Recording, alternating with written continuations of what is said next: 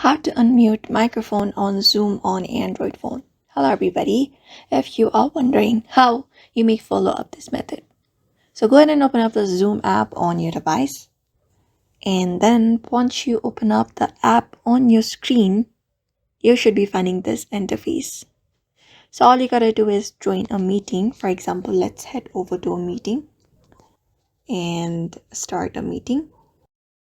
And then once you start a meeting, so wait for a few seconds and you will be connected to the meeting.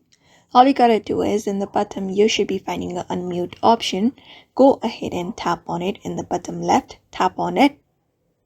After that, you need to give access to Zoom to record the audio.